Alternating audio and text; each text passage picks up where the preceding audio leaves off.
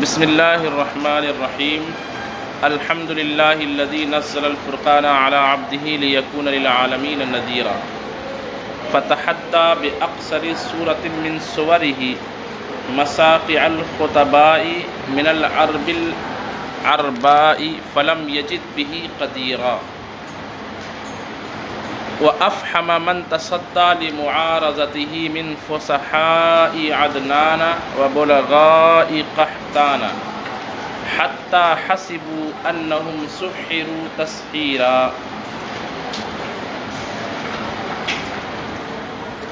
ثم بين للناس ما نزل إليهم حسب ما أن لهم من مصالحهم ليتدبروا آياته وَلِيَتَذَكَّرُوا أُولُو الْأَلْبَابِ تَذْكِيرًا فَكَشَفَ قناع الانغلاق یا قناع الانغلاق فعال اور فعال کے وزن پر قناع الانغلاق عن آیات محکمات ہن ام الکتاب وأخر متشابہات ہن رموز الخطاب تأویلا وتفسیرا وأبرز غوامض الحقائق ولطائف الدقائق ليتجلى لهم خفايا الملك والملكوت وخبايا القدس والجبروت خفايا الملك والملكوت وخبايا القدس والجبروت ليتفكروا فيها تفكيرا ومهد لهم قواعد الأحكام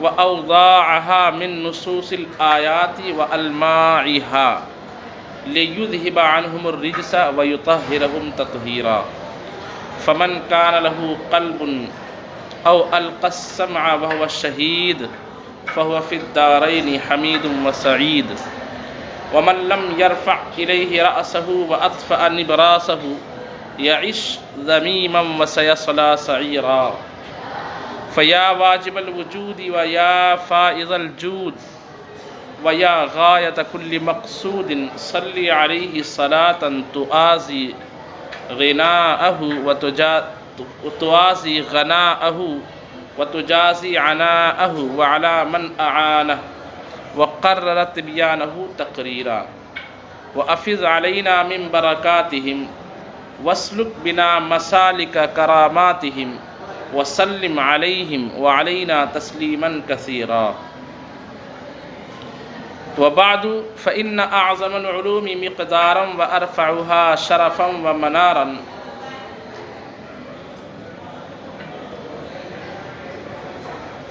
علم التفسير الذي هو رئيس العلوم الدينية ورأسها ومبنى قواعد الشرع وأساسها لا يليق لتعاطيه والتصدي للتكلم فيه إلا من برع في العلوم الدينية كلها أصولها وفروعها وفاق في الصناعات العربية والفنون الأدبية بأنواعها ولطالما أحدث نفسي بأن أصنف في هذا الفن كتابا يحتوي على صفوتي ما بلغني من عظماء الصحابة وعلماء التابعين ومن دونهم من السلف الصالحين وينطوي على نكت بارعة ولطائف رائقة استنبطتها أنا ومن قبلي من أفاضل المتأخرين وأماثل المحققين ويعرب عن وجوه القراءات المشهورة المعزية إلى الأئمة الثمانية المشهورين والشواذة المروية عن القراء المعتبرين إلا أن قصور بضاعتي يثبتني عن الإقدام ويمنعني عن الانتصاب في هذا المقام حتى سنح لي کیا لفظ ہے وہ حتى سنح لي بعد الاستخارة ما صمم به عزمي على الشروع فيما أردته والإتيان بما قصدته ناويا أن أسميه بعد أن أتممه بأنوار التنزيل وأسرار التاويل فها أنا الآن أشرع وبحسن توفيقه أقول وهو الموفق لكل خير والمعطي لكل سوء. یہاں تک جو ہے خطبے کی عبارت ہے. آگے سورۃ الفاتحہ سے تفسیر شروع ہے۔ خطبہ میں علامہ بیضاوی رحمۃ اللہ تعالیٰ علیہ نے سب سے پہلے جو طریقہ کار رہا ہے سلف صالحین کا اور قرآن کا جو انداز ہے اور حضور پاک صلی اللہ تعالیٰ علیہ وسلم نے جو ارشاد فرمایا کہ ہر کام کی ابتدا حمد تسمیہ اور حمد سے ہونی چاہیے، یہ آپ اس حوالے سے کئی باتیں آپ سن چکے ہیں۔ پھر ابتدا کی 3 قسمیں کرتے ہیں، ابتدائی حقیقی، ابتدائی عرفی، ابتدائی اضافی، ہے نا۔ پھر وہ بسم اللہ کو ابتدائی حقیقی پر معمول کرتے ہیں، اس کو ابتدائی عرفی پر معمول کرتے ہیں، وغیرہ وغیرہ، یہ ساری باتیں آپ سمجھ چکے ہیں، پڑھ چکے ہیں۔ حمد بیان کی، حمد بیان کرنے کے بعد جو ہے حضور پاک صلی اللہ تعالیٰ علیہ وسلم پر درود کی دعا کی، اس کے بعد اس کتاب کو لکھنے کے حوالے سے چند باتیں بیان کی، اور علم تفسیر میں چونکہ یہ کتاب ہے تو علم تفسیر کی اہمیت کو بھی انہوں نے خطبے میں بیان کر دیا۔ یعنی اجمالی طور پر اگر ہم کہیں تو خطبے میں 4 طرح کی باتیں کی گئی ہے۔ کتنی طرح کی باتیں؟ سب سے پہلے حمد خداوندی ہے، اس کے بعد رسول اللہ پر درود بھیجا گیا، اس کے بعد علم تفسیر کی اہمیت بیان کی گئی، اور اس کے بعد جو ہے اس کتاب کے لکھنے کے حوالے سے کچھ باتیں بیان کی گئی۔ ٹھیک ہے، اب آپ کو جو ہے خطبے میں جو کام کی باتیں ہیں وہ یہ ہے کہ اس کے مفردات توجہ سے یاد رکھنے ہیں، کیونکہ اس میں ایسے الفاظ آئے ہیں جس کو آپ کے کانوں نے شاید پہلے نہ سنا ہو یا سنا ہو لیکن اس کا معنی آپ کو یاد نہ ہو، کئی ایسے الفاظ اس میں آ جائیں گے، تو مفردات کا اردو ترجمہ یاد رکھنا ہے۔ پھر کہیں کہیں کچھ اصطلاحی الفاظ ہیں تو اس کا لغوی اور اصطلاحی معنی بھی آپ کو یاد رکھنا ہے، اور خطبے کا سلیس اردو ترجمہ یہ بھی دھیان میں رکھنا ہے کہ آپ کو خطبے کی عبارت دی جائے تو اس کو اعراب سے مزین کر کے اس کا ڈھنگ سے آپ ترجمہ کر سکیں۔ ایسا نہ ہو کہ عام طور پر یہ ہوتا ہے کہ جلالین کا خطبہ پڑھیے تو بندہ بولتا ہے کہ خطبہ میں پڑھایا ہی نہیں گیا تھا۔ سمجھ بات ہے؟ خطبہ عام طور پر مشکل الفاظ پر مشتمل ہوتا ہے۔ خطبہ میں کیا کرتا ہے کتاب لکھنے والا اپنی پوری صلاحیت انڈیل دیتا ہے تاکہ خطبہ پڑھ کر کے جیسے گھر کے دروازے کو اور گھر کے سامنے فرنٹ والے حصے کو مالدار آدمی اس طرح سجاتا ہے کہ اس کی مالداری ظاہر ہو جاتی ہے، اندر کیا ہے نہیں ہے اس سے مطلب نہیں ہے، لیکن اوپر اس طرح سجا کے رکھتا ہے کہ پہلی نظر جب پڑے تو اس کی مالداری کا لوگوں کو جو ہے کچھ نہ کچھ جو ہے وہ سمجھ پڑ جائے کہ ہاں واقعی آدمی مالدار ہوتا ہے کہ نہیں ہوتا اس طرح سے۔ اسی طریقے سے خطبہ جو ہے ایک نمونہ ہوتا ہے کہ خطبہ پڑھنے والا جب پڑھتا ہے تو سمجھتا ہے کہ اوہو یہ ماشاءاللہ ہوں گے بالکل بھاری آدمی، اس لیے ان کا خطبہ بھی بہت بھاری ہے۔ سمجھ میں بات آ رہی کہ نہیں آ رہی ہے؟ تو دیکھیے اللہ کی حمد کس طرح پر انہوں نے بیان کیا، اس کا ترجمہ دیکھیے۔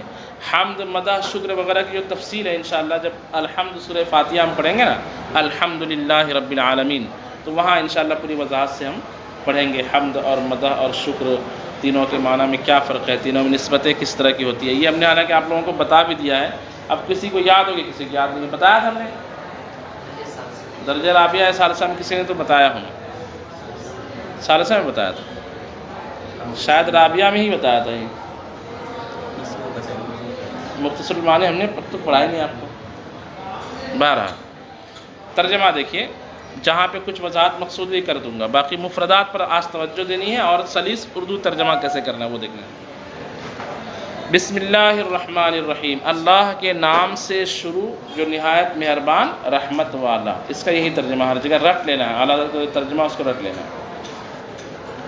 الحمدللہ الذی نزل الفرقان علی عبدہ لیکون للعالمین نذیرا، تمام تعریف یا حقیقت تعریف، ماہیت تعریف، الف کی تعین کے اعتبار سے، الف لام کی تعین کے اعتبار سے اس کو استغراق کے لیے مانیں گے تو اردو ترجمہ میں ہم لگائیں گے تمام تعریف، تعریف کا ہر فرد، اور اگر جنسی کے لیے مانیں گے تو مانا ہوگا حقیقت تعریف، ماہیت تعریف، اصل تعریف، سب للہ کس کے لیے ہے؟ لام تخصیص کے لیے، اللہ کے ساتھ خاص ہے۔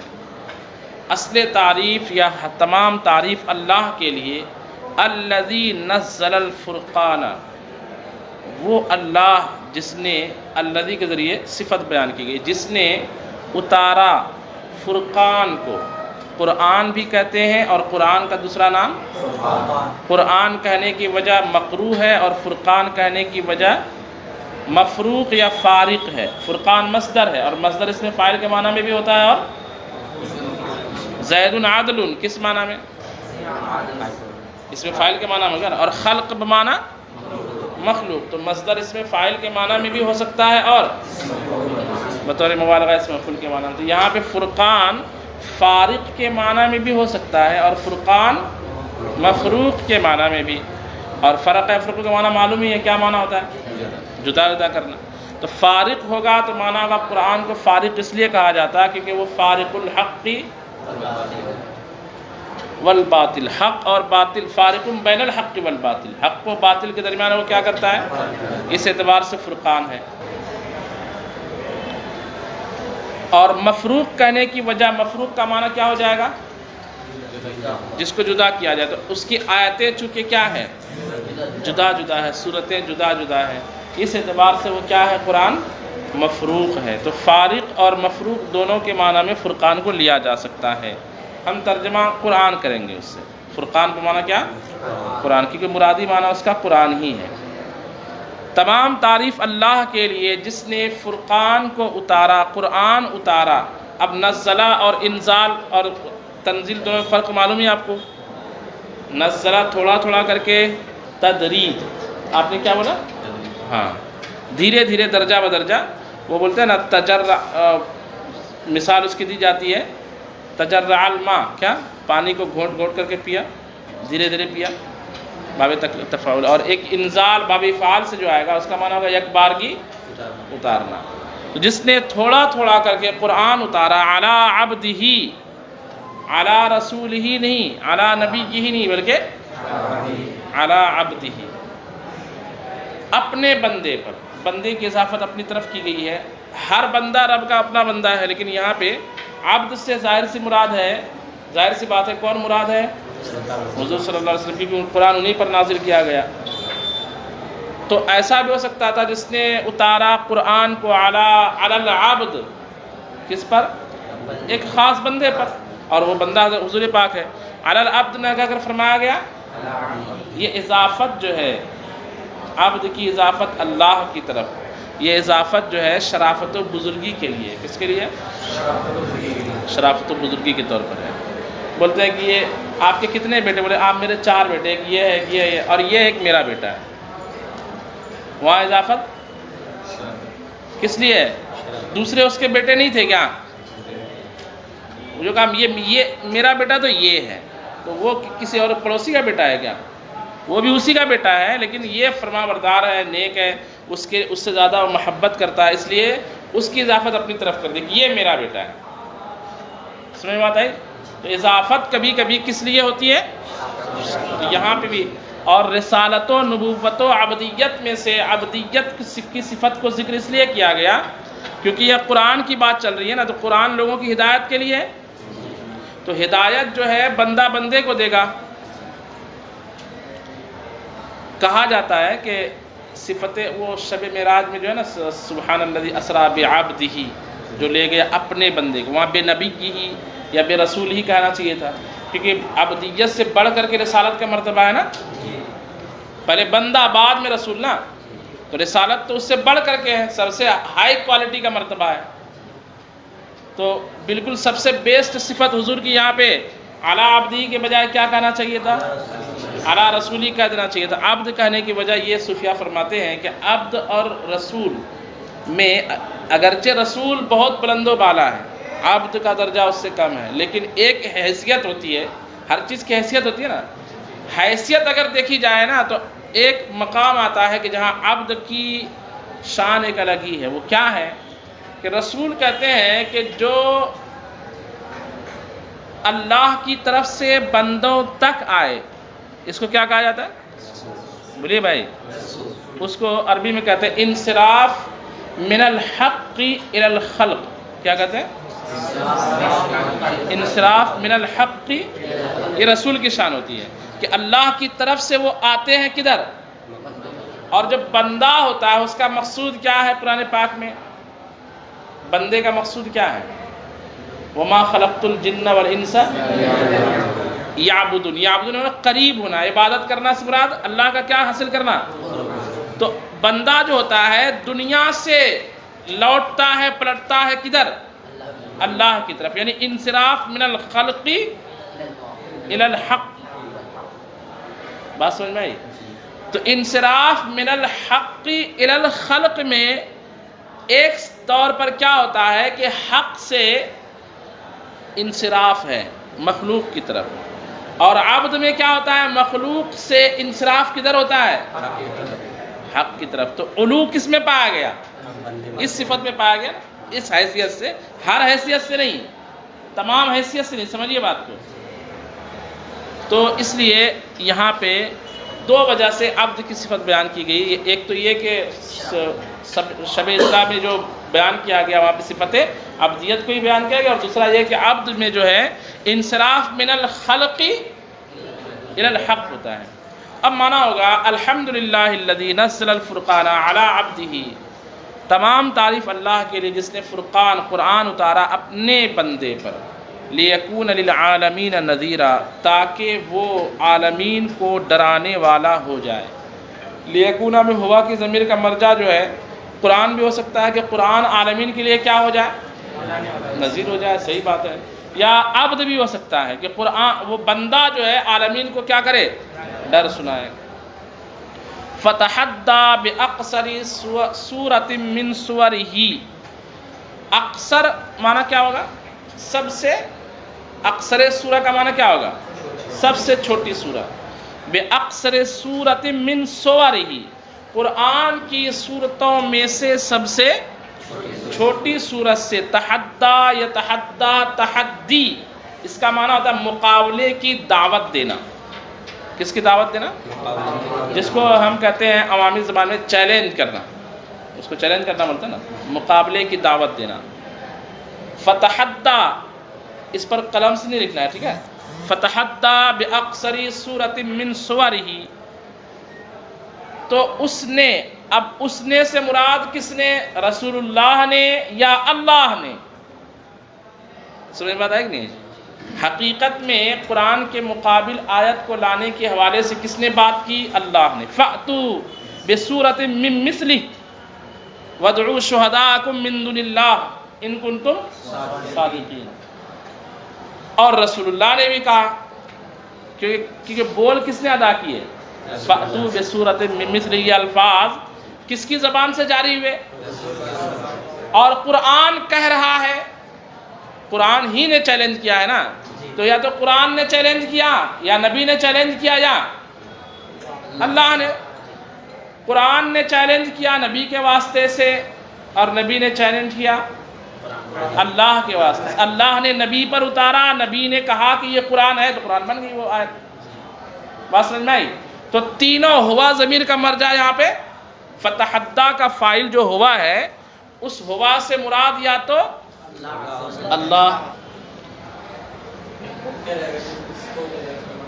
جی بہتر، سبھی بہتر ہے. اسناد جو ہے، فعل کی اسناد جو ہے ہوتی جو ہے فاعل کی طرف، کبھی مجازی ہوتی کبھی حقیقی. قرآن اور رسول کی طرف تحدّی کی اسناد جو ہوگی حقیقی ہوگی کہ مجازی ہوگی؟ مجازی ہوگی. اگر کہیں کہ جامعہ کو کس نے بنایا تو کہیں گے کسی کا باپ یہاں پہ مستری نے کہا کہ میرے ابو نے بنایا. اوہو، آپ کے والد صاحب نے بنایا. صحیح بول رہا ہے بیچارہ، ہے کہ نہیں؟ بات سمجھ میں آئی کہ نہیں آئی؟ تو اسناد حقیقی اسناد مجازی دونوں اعتبار ہوگا. فتحدّی باقصر، یہاں پہ آپ جو ہے ہوا ضمیر کا مرجع رب تبارک و تعالیٰ، کیونکہ حمد کس کی ہو رہی ہے؟ اللہ کی. فتحدّی باقصر سورۃ من سورہ، تو مقابلے کی دعوت دی قرآن کی صورتوں میں سے سب سے چھوٹی سورہ کے ذریعے. کس کو دعوت دی؟ مفعول بھی. مساقع الخطباء من العرب العرباء. مساقع یہ مسقع کی جمع ہے. کس کی جمع؟ اور مفعل کا ایک وزن تو کس کے لیے آتا ہے؟ اس میں اعلیٰ مفعل، مفعلۃ اور مفعال. تو مسقع کس وزن پر ہوا؟ اور ایک وزن اس میں مبالغہ کا بھی مفعل آتا ہے. جیسے محذر کا معنی کیا کرتے ہیں؟ ڈرنے کا اعلیٰ یا بہت زیادہ ڈرنے والا. پڑھیں اس میں اعلیٰ کا ایک وزن، بولو بھائی کہ نہیں پڑھیں؟ فعال پڑھے ہوں گے. جیسے مکارن، علامن، ہے نا، اور فعالن جیسے طوالن، فاعلن جیسے حاضرن، پڑھے نہیں پڑھے؟ ایسی ایک وزن اس میں کیا ہے؟ مفعلن، اسی کے وزن پر ہے مسقعن۔ سقع یسقع، السقع کا معنی ہوتا ہے مہارت حاصل کرنا، ماہر ہونا، اور مسقع کا معنی کیا ہوگا؟ اس میں مبالغہ جب ہو گیا تو کیا معنی ہو جائے گا؟ بہت زیادہ ماہر، بہت زیادہ مہارت رکھنے والے، ٹاپ کلاس کے لوگ جو ہوتے ہیں اس کو مسقع کہیں گے۔ اور کس بات میں ماہر؟ الخطبہ، بولو بھائی، خطبہ کس کی جمع؟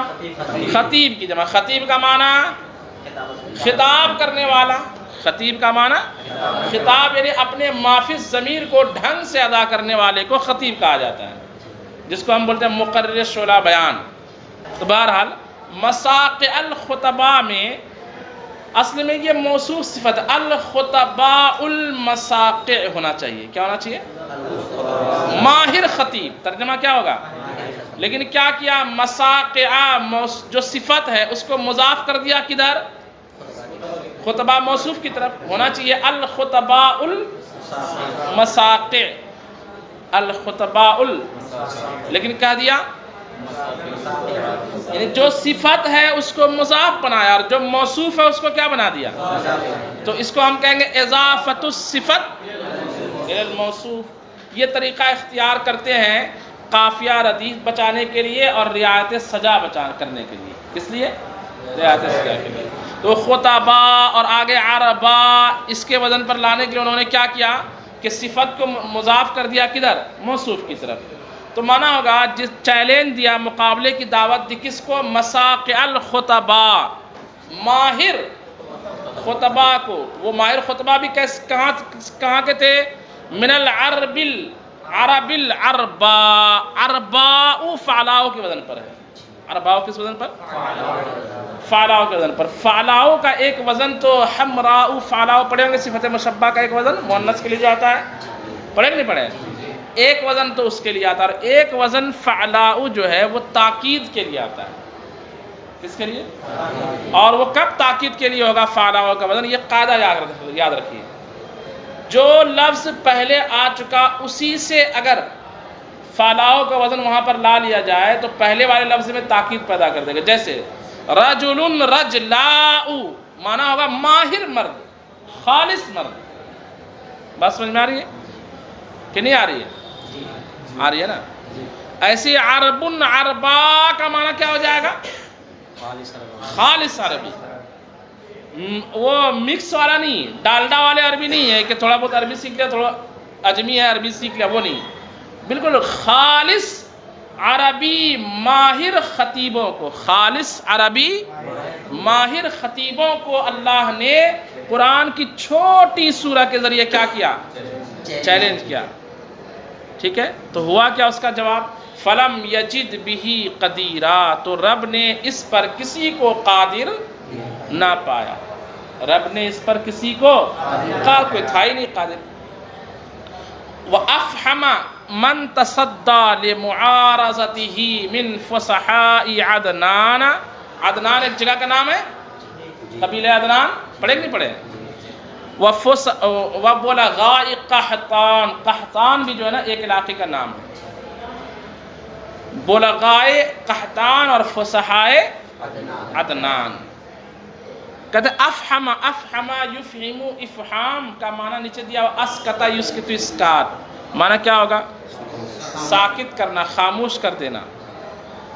ٹھیک ہے، وَأَفْحَمَ اور خاموش کر دیا، کس کو خاموش کیا؟ من تصدّا، اسے جس نے تیاری کی۔ تصدّا یتصدّا، تصدی کس باب سے ہوگا؟ باب تفعل سے، تصدیون سے بن جائے گا تصدی۔ تفعل کا قاعدہ آپ نے ناقص کا قاعدہ پڑھے ہوں گے۔ تعلیون سے کیا بن جاتا ہے؟ تعلن، اور تعالیون سے کیا بن جاتا ہے؟ تعالن۔ تو یہ تصدّا فعل ماضی کا صیغہ، تیاری کرنا معنی کیا ہوگا؟ تیاری کرنا۔ وَأَفْحَمَ مَنْ تَصَدَّى لِمُعَارَضَتِهِ، معارضہ کہتے ہیں کسی کے مقابل آنے کو، کسی کے اڑچن آنے کو، کسی کے سامنے آنے کو معارضہ کہتے ہیں۔ ہا ضمیر کا مرجع قرآن یا عبد ہے، نیچے دیا ہوا القرآن بالعبد لمعارضتہ، اس کے مقابل، کس کے مقابل؟ بولو بھائی، قرآن کے مقابل۔ مانا ہوگا افہم من تصدی لمعارضتہ۔ یہ خطبے کا ترجمہ میں زیادہ آپ کے ذہن میں اترے اس لیے اپنے انداز سے ہٹ کے کرا رہا ہوں۔ عام طور پر ہمارا کیا انداز ہوتا ہے، عبارت پڑھانے کے بعد اس کی تفسیر اور اس کی وضاحت، اس کی تقریر ہوتی ہے، اور بعد میں اس کا کیا ہو جاتا ہے، ترجمہ ہو جاتا ہے۔ لیکن ابھی آپ کے ذہن میں ایک ایک لفظ بس جائے اس لیے اس طرح میں ترجمہ کرا رہا ہوں۔ وَأَفْحَمَ مَن تَصَدَّى لِمُعَارَضَتِهِ، اور خاموش کر دیا اسے جس نے اس کے مقابلے کی تیاری کی۔ کس سے مقابلے کی تیاری کی؟ قرآن کے مقابلے کی یا بندے کے مقابلے کی۔ جو بھی قرآن کے مقابلے میں آیا وہ کیا ہو گیا؟ خاموش ہو گیا۔ جو بھی رسول اللہ کے مقابلے میں آیا وہ کیا ہو گیا؟ خاموش ہو گیا۔ اچھا، من جو ہے یہ بیان کے لیے ہے، من تصدی اس میں موصول ہے من، اس میں ابہام ہوتا ہے، کیا ہوتا ہے؟ فَاجْتَنِبُوا الرِّجْسَ مِنَ الْأَوْثَانِ، وہاں من کس کے لیے ہے؟ تو بیانیہ کا جب اردو زبان میں ترجمہ کیا جاتا ہے تو یعنی لگاتے ہیں، کیا لگاتے ہیں؟ جیسے فَاجْتَنِبُوا الرِّجْسَ، گندگی سے بچو، مِنَ الْأَوْثَانِ یعنی بتوں سے، یہ ترجمہ کرتے ہیں نا۔ ایسے ہی یہاں پہ ہوگا افہم من تصدی لمعارضتہ من فصحاء عدنان وبلغاء قحطان، اور خاموش کر دیا اسے جو قرآن کے مقابلے کے لیے آیا، یعنی عدنان کے فصیح لوگوں کو اور قحطان کے بلیغ لوگوں کو، جو مقابلے کے لیے آئے تھے ان کو کیا کر دیا؟ اور عدنان کے فصیح اور قحطان کے بلیغ سے دو طرح کے عربی لوگ مراد ہیں، ایک عرب عاربہ اور ایک عرب مستعربہ۔ پڑھے ہیں لفظ، سنے ہیں کیا؟ یہ آپ کو سن لینا چاہیے۔ دیوان متنبی پڑھ لی آپ نے؟ نہیں پڑھی ہے، نہیں پڑھی ہے۔ یہ دیوان متنبی جب پڑھیں گے تو اس میں شاعروں کے حوالے سے جب بیان کی جائے گی کہ شاعر کس طرح کے عربی ہوا کرتے، خالص عربی نسل بالکل، اور ایک وہ عربی ہوتے ہیں جو مکس ہوتے ہیں، مطلب کہیں سے آئے عرب میں بس گئے اور پھر عربی سیکھی، ان کو عرب مستعربہ کہا جاتا ہے۔ کیا کہا جاتا ہے؟ اور ایک ہوتا ہے عرب عاربہ، خالص عربی کہ اس کا باپ، اس کا دادا، اس کا پردادا بالکل حضرت اسماعیل علیہ السلام تک وہ عربی ہے۔ اور ایک وہ ہوتا ہے کہ بیچ میں کہیں سے آ گیا، ٹھیک ہے، اور آ کر کے پھر اس نے عربی سیکھا، پھر اس کے بیٹے نے، پھر اس کے بیٹے نے، پھر پرپوتے نے، تو اس طرح نسل چل گئی۔ لیکن اوپر جب جاؤ تو کہیں نہ کہیں غیر عربی اس کا خاندان میں مل جائے گا۔ ایسے عربی کو کہا جاتا ہے عرب مستعربہ، اور خالص عربیوں کو کیا کہا جاتا ہے؟ عرب عاربہ کہا جاتا ہے۔ تو فصحائے عدنان سے مراد آپ عرب عاربہ لے سکتے ہیں کیونکہ وہاں خالص عربی لوگ بستے تھے، اور بلغائے قحطان سے کیا مراد لے سکتے ہیں؟ عرب مستعربہ۔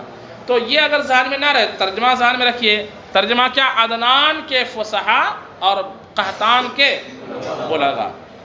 حتی حسبوا انہم سحروا تسحیرا، خاموش ایسا کر دیا گیا، جو بھی مقابلے کے لیے آیا اس کو خاموش ایسا کیا، حتی حسبوا، یہاں تک کہ انہوں نے گمان کر لیا، انہم سحروا تسحیرا، کہ ان پر جادو چڑھ گیا۔ کیا کر دیا گیا؟ اس کے اوپر جادو کر دیا گیا۔ ایسا جادو، ایک جو ہے نا، ایک بار کفار نے حضور سے کہا، میں نے آپ کو واقعہ بھی غالباً بتایا تھا کہ قرآن پاک میں کچھ الفاظ آئے، کبار، عجاز اور حزوا، اتتخذنا حزوا، قرآن پاک میں تو کہا کہ حزوا، عجاب اور کبار، یہ الفاظ جو غیر فصیح ہے۔ کیا ہے؟ تو حضور نے کہا ٹھیک ہے، جو آپ کا ماہر آدمی اس کو بلا لیا جائے، ان سے ہم مناظرہ کر لیتے ہیں، وہ اگر کہہ دیتے ہیں تو پھر ٹھیک ہے۔ سمجھ بات آئی کہ نہیں آئی؟ تو پورے قبیلے نے مل کر کے ایک بہت ہی بالکل 80 سال کا خصی، منہ میں دانت نہیں، پیٹ میں ہاتھ نہیں، بالکل بوڑھا خراٹ جو بالکل فصیح و بلیغ تھا، اس کو ہائر کیا کہ حضرت آپ کو مقابلہ کرنا ہے محمد عربی سے۔ کس لیے؟ کہا کچھ الفاظ ہے، آپ کو ثابت کرنا ہے کہ یہ کیا ہے، آپ تو اتنے بڑے فصیح ہی ہیں، آپ کے الفاظ جب منہ سے نکلتے ہیں تو بغیر بنا فصیح کے وہ الفاظ، بغیر فصاحت کے الفاظ نکلتے ہی نہیں ہیں. تو ان کو لایا گیا مقابلے کے لیے، اسٹیج سجا دی گئی. حضور صلی اللہ علیہ وسلم پہلے سے وہاں بیٹھے ہوئے تھے، لوگ مجمع موجود تھا. بوڑھا ہلتے جلتے کسی طرح ٹانگ ٹونگ کے وہاں تک لایا گیا اس کو. ٹھیک ہے، جیسے ہی بیٹھا نا تو ہاں حضور جیسی وہ آیت، حضور نے کہا اجلس ہاؤنا یا شیخ، جناب یہاں پہ بیٹھیے. بیٹھنے لگا، کہا قم من ہاؤنا و اجلس ہاؤنا، یہاں سے اٹھ کے وہاں بیٹھ جائیے. تو پھر وہ بیچارہ اٹھا. ٹھیک ہے. اچھا الفاظ کیا تھے جس پر مناظرہ ہونا تھا، یاد ہے؟ حضوا، کبار اور عجاب. یا اس کو ترتیب یاد رکھے کیونکہ جملے جو اس نے استعمال کیا ترتیب ہے حضوا، عجاب اور کبار. حضوا مذاق، عجاب یعنی عجیب بات کرتے ہیں، اس لیے بولتے ہیں عجیب آدمی، اور ایسے بولتے نہیں کیا. اور کبار مطلب بوڑھا، بہت بہت کھسٹ کھراٹ کو کہا تھا کبار. کہا کہ یہ الفاظ میں فصاحت نہیں ہے، حضوا، عجاب اور کبار میں. اب حضور نے کہا کہ مناظرہ ہونا بھی باقی ہے. حضور نے کہا یا شیخ قم من ہاؤنا و اجلس ہاؤنا، یہاں سے اٹھ کے یہاں بیٹھ جائے. تو وہاں جیسے ہی بیٹھنے لگا حضور نے پھر کہا لا لا قم قم و اجلس ہاؤنا، یہاں سے اٹھ کے یہاں بیٹھ جائیے. پھر بیچارہ تیسری جگہ بیٹھنے لگا تو حضور نے پھر کہا یہاں مت بیٹھیے، اٹھ جائیے ادھر بیٹھیے. جب 2 سے 3، 3 سے 4 مرتبہ حضور نے ایسا کرا تو وہ بالکل جھلا گیا. پہلی اس کے ٹانگ جواب دے رہے تھے، جھلا کے اس نے جو جملہ کہا وہ جملے پر غور کیجیے. کہا اتتخذنا حضوا انت رجل عجاب انا شیخ کبار. دھڑدھڑا کے اس نے تینوں لفظ بول دیا. اب جو ہے وہ مکہ کے جو لوگ تھے وہ پانی کہا ارے بڈھے نے بالکل ہرا دیا. کیسے ہرا دیا؟ جس کو وہ سب سے بڑا فصیح وہ سمجھ رہا تھا، اسی نے بالکل وہ لفظ جس لفظ پر مناظرہ ہونا تھا، بڈھے کو بتایا تو نہیں گیا تھا نا کہ یہ لفظ ہے. اس نے بالکل، تو حضور نے بتا دیا کہ اے لوگو یہ الفاظ کا ایک خاص موقع اور محل ہے. تو حضور نے کیا کیا؟ وہ موقع اور ماحول بنا دیا. ماحول ایسا بن گیا کہ وہ بڈھے کے منہ سے تینوں لفظ جاری ہو گئے. آپ مجھ سے ٹھٹا کر رہے ہو، آپ عجیب آدمی ہو. ارے میں بوڑھا آدمی ہوں اور تم یہاں کبھی بولتے یہاں بیٹھو، کبھی بولتے یہاں بیٹھو. یہ تینوں لفظ اس کے منہ سے نکل گیا اور مقابلہ جو ہے ہونے سے پہلے ہی حضور کیا کر گئے؟ جیت گئے. ہوا بھی نہیں اور جیت گئے. سمجھ میں بات آئی کہ نہیں آئی؟ یہ ایسے ہی جیسے امام اعظم کا وہ قرات خلف الامام کے حوالے سے کہا کہ امام کی قرات مقتدی کے لیے کافی مناظرہ ہو جائے، اسٹیج سجایا گیا. کہا کہ جناب دیکھو آپ اسٹیج پہ 10-20 لوگ ہیں، ہم 10-20 لوگ ہیں، لیکن ایک کو آپ سبھی بولو گے یا ایک ہی بولے گا؟ کہا ایک کوئی بولے گا، آپ سے ایک ہی مقابلہ کرے گا. کہا ایک کا کہنا سب کے لیے کافی ہے کیا؟ کہا ہاں. اچھا تو وہ آگے آئے. کہا آپ بولو گے تو سب کی طرف سے بولنا ہوگا؟ کہا جی میں بولوں گا. تو میری بولی جو ہے کس کی طرف سے ہوگی؟ کہا یہی تو میں کہنا چاہتا ہوں، یہی تو میں کہنا چاہتا ہوں. امام آگے بڑھ کے بولے گا تو اس کا بولنا سب کا بولنا ہو گیا. تو بہرحال حتی حسبوا انہم سحروا تسحیرا، یہاں تک کہ انہیں خیال ہوا، انہیں گمان ہوا کہ ان پر کیا کر دیا گیا ہے؟ جادو کر دیا گیا. ثم بین للناس ما نزل الیہم، ثم پھر بینا بیان کر دیا، یعنی اللہ نے واضح کر دیا، بیان کر دیا، للناس کس کے لیے؟ ما نزل الیہم، اس چیز کو بیان کر دیا جو لوگوں کی طرف اتارا گیا تھا، لیکن پورے طور پر بیان نہیں کیا. قرآن کے ہر لفظ کے معنی کو آپ سمجھ جاتے ہیں کیا؟ الف لام میم، سمجھ گیا معنی کو؟ حضور نے کہا فہمت. حضور پر جب قرآن کا نزول ہوتا تھا جبریل علیہ السلام کہتے تھے الف لام میم، تو حضور کیا کہتے تھے؟ فہمت، میں سمجھ گیا. اور ہم سمجھ پائے کیا؟ ہم نے کتنا سمجھا؟ جتنا ہمیں سمجھایا گیا. ثم بینا، پھر اللہ نے واضح کر دیا لوگوں کے لیے، ما نزل الیہم، ان آیتوں کو، ان صورتوں کو جو لوگوں کی طرف اتارا گیا. کتنا؟ حسب ما، اسی کے مطابق. حسب ما معنی کیا کریں گے؟ حسب ما ان، یہ ان نہیں ہے لفظ، ان فعل ان یا انوں کا معنی ہوتا ہے ظاہر ہونا، عنان سے. کیا معنی ہوتا ہے؟ حسب ما ان لہم، اسی کے مطابق جو ظاہر ہوا لوگوں کے لیے، من مصالحہم، یعنی ان کی مصلحتیں، لوگوں کی مصلحتوں کے مطابق جو آیتوں کا ظاہر ہونا تھا اتنی آیتوں کو اللہ تعالیٰ نے کیا کر دیا؟ نازل نہیں کیا، بیان نازل تو ان آیتوں کو کیا جو ہماری سمجھ پڑتی ہے، اور ان آیتوں کو کیا جو ہمیں سمجھ میں ید اللہ فوق ایدیہم، اللہ کا ید ان پر ہے، تو کیسے بھائی ید ہے؟ نہیں سمجھ پڑتی ہے، بات سمجھ میں آئی کہ نہیں آئی؟ ہاں اقیم الصلاۃ یہ سمجھ پڑتی ہے۔ تو اللہ نے بیان کیا لوگوں کے لیے وہ جو ان کی طرف اتارا گیا، اسی کے مطابق جو ان کی مصلحتوں کے لیے ظاہر ہوا۔ لیتدبروا آیاتہ، ایسا کیوں کیا کہ جتنا ظاہر کرنا تھا اتنا ظاہر کیا، باقی کو ظاہر نہیں کیا۔ لیتدبروا آیاتہ، تاکہ قرآن کی آیات میں لوگ کیا کریں؟ تدبر کرے۔ ولیتذکروا اولو الالباب تذکیرا، اور تاکہ عقل والے قرآن سے کیا کر سکے؟ نصیحت حاصل کرے۔ فکشف قناع الانغلاق، تو اللہ نے کھول دیا، کشف یکشف کشف، اگر اس کا صلہ ان آ جائے تو معنی کیا ہوتا ہے؟ ظاہر کرنا، واضح کرنا، کھولنا، پردہ ہٹانا۔ فکشف، تو اللہ نے دور کر دیا، کھول دیا، کیا؟ قناع الانغلاق، قناع کہتے ہیں یا قناع، عورتیں جو ڈالتی ہے منہ پر اس کو کیا بولتے ہیں؟ نقاب اور برقع وغیرہ وغیرہ، یعنی کسی بھی ما یستر الشیء، ما یستر الشیء کو کیا کہا جاتا ہے؟ جو چیزوں کو چھپائے اس کو کیا کہا جاتا ہے؟ قناع کہا جاتا ہے۔ اور انغلاق کا معنی بھی ہوتا ہے بند، غلقن سے، غلق الباب کا معنی کیا ہوتا ہے؟ دروازہ بند، دروازے کا بند ہونا، تو انغلاق اسی سے۔ قناع الانغلاق معنی ہوگا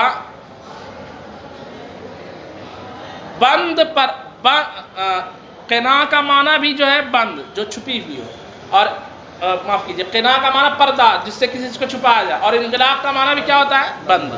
تو یہ جو ہے قناع کہہ دینا ہی کافی تھا، یا صرف انغلاق کہنا ہی کیا تھا؟ کافی تھا۔ لیکن یہاں پر کسی بند چیز پر جب پردہ ڈال دیا جائے تو وہ چیز اور زیادہ کیا ہو جاتی ہے؟ چھپ جاتی ہے۔ تو اس مفہوم کو رکھنے کے لیے علامہ بیضاوی نے قناع کا لفظ استعمال کیا اور انغلاق کا بھی لفظ استعمال کیا۔ معنی اس کا اردو میں یوں کریں گے، فکشف قناع الانغلاق، تو اللہ نے کھول دیا پردے کو، کیا کر دیا؟ پردے کو کھول دیا، کس سے؟ یا اٹھا دیا، پردے کو اٹھا دیا، ان آیات محکمات، کس سے؟ آیات محکمات سے، یعنی قرآن کو ایک چھپا کر رکھی جانے والی چیز تھی، ان میں جو آیات محکمات سے تھے ان سے اللہ نے پردے کو کیا کر دیا کہ اس کے معنی کو لوگ سمجھنے لگے۔ آیات محکمات کہتے ہیں معلوم المعنی یا معروف المعنی جو آیتیں ہیں، بولیے، معلوم الآیا، معلوم المعنی یا معروف المعنی جو آیتیں ہیں، ان آیتوں کو کیا کہا جائے گا؟ اور غیر معروف المعنی جو آیتیں ہیں ان آیتوں کو کیا کہا جائے گا؟ آیتیں متشابہہ۔ بات سمجھ میں ہے کہ نہیں ہے؟ تو ان آیات المحکمات، آیات محکمات سے پردے کو اللہ نے کیا کر دیا؟ ہٹا دیا۔ ہن ام الکتاب، جو آیات کتابیں یعنی قرآن کی کیا ہیں؟ اصل ہیں۔ وَأُخْرَى متشابہات، اور چند دوسری آیتیں ہیں جو کیا ہیں؟ متشابہات ہیں۔ ہن رموز الخطاب، وہ خطاب کے اشارے ہیں، وہ خطاب کے کیا ہیں؟ جس کو کوئی سمجھتا ہے اور کوئی نہیں سمجھتا۔ تأویلاً و تفسیراً، تعویل کرتے ہوئے اور تفسیر کرتے ہوئے کہ اللہ نے ان آیتوں کی تعویل فرمائی، تفسیر فرمائی۔ وَأَبْرَزَ غَوَامِزَ الْحَقَائِقِ وَلَطَائِفَ الدَّقَائِقِ، وَأَبْرَزَ غَوَامِزَ الْحَقَائِقِ وَلَطَائِفَ الدَّقَائِقِ، ابرز یبرز ابراز، ضمیر بارز کیا معنی ہوگا؟ ظاہر۔ ابرزا اور ظاہر کر دیا، کس چیز کو بھائی؟ غوامز الحقائق، غوامز یہ غامزتن کی جمع ہے، کس کی جمع؟ غامزتن کی جمع، اور غامزہ کا معنی ہوتا ہے پوشیدہ، کیا معنی ہوتا ہے؟ پوشیدہ۔ خفی کو کہا جائے گا غامز، پوشیدہ چیز کو۔ اور حقائق، حقیقت کی جمع، حقائق کس کی جمع؟ اور حقیقت کہتے ہیں ما بہ الشیء شیء، جس کے ذریعے چیز ہے اس چیز کو کیا کہا جاتا ہے؟ اگر وہ چیز نہ ہو تو شے ختم ہو جائے. جیسے اس کی حقیقت پلاسٹک ہے نا، اگر پلاسٹک ختم کر دیا جائے صرف کلر رہنے دیتی ہے، بچے گا کیا؟ امامہ کی حقیقت کپڑا ہے، اگر کپڑے کا وجود اس سے ہٹا دیا جائے تو امامہ بچے گا؟ تو جس کے ذریعے سے شے رہتی ہے اس چیز کو کیا کہا جاتا ہے؟ حقیقت. اچھا، غوامض الحقائق، یہاں پر بھی موصوف صفت میں اضافت کر دی گئی ہے. اصل میں ہے الحقائق الغامضہ، مانا ہوگا چھپی ہوئی حقیقتیں، چھپی ہوئی الحقائق یعنی حقیقتیں، اور غامضہ کا معنی چھپی ہوئی. الحقائق الغامضہ کا معنی کیا ہوگا؟ یعنی صفت کو اضافت نسبت، صفت کو مضاف بنایا گیا اور موصوف کو کیا بنا دیا گیا؟ اصل کیا تھی وہ عبارت؟ الحقائق الغامضہ. الحقائق الغامضہ، وہ جمع تکسیر واحد مؤنث کے حکم میں ہو جاتا ہے نا، اس کی صفت غامضہ آ جائے گی. تو معنی کیا کریں گے؟ چھپی ہوئی حقیقتوں کو ابرزا کیا کر دیا؟ ظاہر کر دیا. واللطائف الدقائق، اصل میں ہے الدقائق اللطیفہ. الدقائق دقیق کہتے ہیں ہر چیز کی باریک حصے کو. جیسے گیہوں کو باریک کر دیا جائے، آٹے کو کیا بولا جاتا ہے؟ دقیق. کیوں؟ کہ گیہوں کو کیا کر دیا گیا؟ باریک کر دیا گیا. تو دقیقہ کہتے ہیں کوئی بھی علمی نقطہ جو بالکل باریک ہو اس کو دقیقہ کہیں گے. اور اس کی صفت بیان کی گئی ہے، یہ صفت ہے. اور لطائف لطیفہ کی جمع ہے. لطائف کس کی جمع ہے؟ لطائف میں بھی باریکی کا معنی ہے. لطائف میں بھی کس کا معنی ہے؟ ایک چیز ہے حقائق اور ایک چیز ہے لطائف. شے کی حقیقت کو حقائق کہتے ہیں، اور کسی چیز کی باریکی کو، اس کے اندر کوئی خوبی ہو تو اس خوبی کا نام کیا ہے؟ لطائف. یہاں پہ اصل عبارت ہے اللطائف الدقیقہ. کیا اصل عبارت ہے؟ لیکن رکھا کیا گیا ہے؟ یہاں پہ صفت کو موصوف کی طرف مضاف نہیں کیا گیا، بلکہ موصوف کو مضاف کیا گیا ہے کدھر؟ پہلی عبارت ہے غوامض الحقائق، ہے نا، تو یہ اصل میں کیا تھا؟ الحقائق الغامضہ. اور دوسری عبارت ہے لطائف الدقائق، یہ اصل میں ہے اللطائف الدقیقہ، باریک نقطہ. نقطہ نہیں بلکہ نقطہ سمجھتے ہیں؟ نقطہ، میں ایک نقطہ بیان کرو بولتے ہیں نا، میں ایک نقطہ بیان کروں. نقطہ کہتے ہیں پوشیدہ بات کو، جو چیز عام طور پر لوگوں پر ظاہر نہ ہو. تو لطیفہ کا وہی معنی ہم کریں گے نقطہ. وَلَطَائِفَ الدَّقَائِقِ، اور باریک نقطوں کو، باریک نقطوں کو. یہاں پہ موصوف کی اضافت کدھر ہوئی ہے؟ بولو بھائی، صفت کی اضافت موصوف کی طرف. اس کا مطلب یہ ہوگا کہ یہ عبارت ہوگی اللطائف الدقیقہ. اللطائف الدقیقہ. اب پوری عبارت کا ترجمہ دیکھیے. وَأَبْرَزَ غَوَامِضَ الْحَقَائِقِ وَلَطَائِفَ الدَّقَائِقِ، اور ظاہر کر دیا پوشیدہ حقیقتوں کو اور باریک سے باریک نقطوں کو. لِيَتَجَلَّى لَهُمْ، تاکہ ظاہر ہو جائے. تجلا یتجلا تجلی، معنی کیا ہوگا؟ ہاں، اس کا حرف اصلی ہے جلا. روشنی کو کہتے ہیں. جلا کس کو کہتے ہیں؟ روشنی کو. اسی سے جلوہ بنا ہے. اسی سے کیا بنا ہے؟ جلوہ. لِيَتَجَلَّى، تاکہ کیا ہو جائے؟ روشن ہو جائیں، ظاہر روشن ہو جائیں، واضح ہو جائیں. لہم، لوگوں کے لیے. کیا؟ خفایا الملک والملکوت،